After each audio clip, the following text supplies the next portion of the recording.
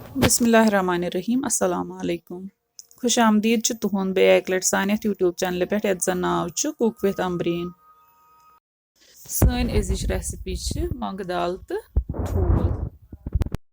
Recipe start करना bro अगर तुम ये चैनल पे नई छो चैनल करो सब्सक्राइब तो वीडियो वो एंडस तम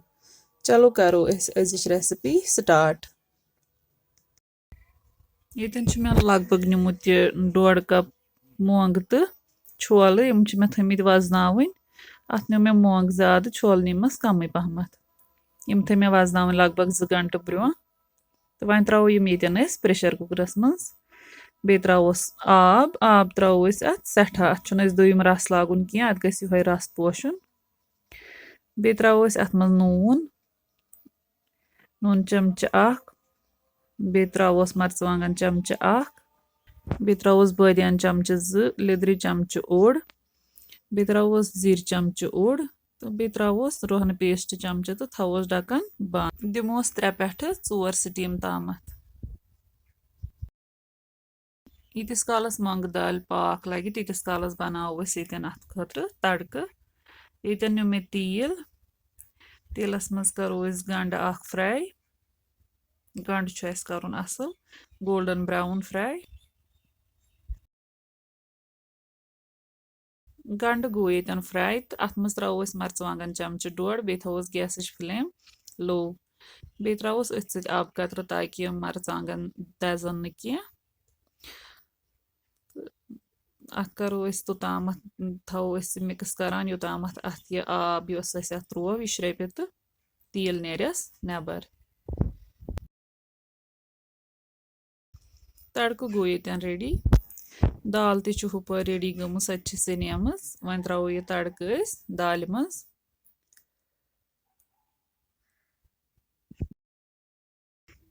तड़क त्रावन ब्रो करो गो दाल मैश असल पे मे नु ये हचू चोच अम सर मे दाल असल पे मैश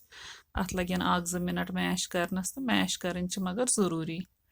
अम सत रस रलान दाल सत रोजान अलग अलग तो वन त्रोस ये तड़क अथ मज करो यह तड़क अथ असल पे मिक्स तो दिमो अत वन ग्रक 2-4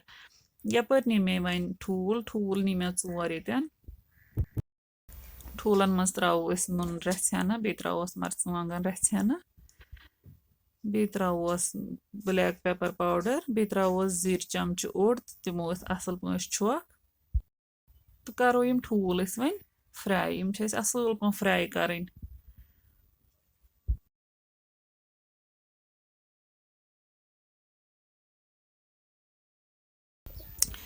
ठूल गो ये फ्राई तो अत करो वन पीसेस तो अम पे पीसेस कर त्रो पे दाल मज बे त्रो अतन वन गरम मसाल चमच अम पे ग्रकनावो यह दाल लगभग 10-15 मिनट ताम यीतिस कालस दाल मट रस लगभग 10 मिनट पत कोर चक दाल गम बिल्कुल रेडी अथ सत सन रेसिपी ये अंत तुम अगर सन अजिच रेसिपी पसंद आम वीडियो कर लाइक तो शेयर बे दीजो पन फीडबैक कमेंट सेक्शनस मज अल्लाह हाफिज।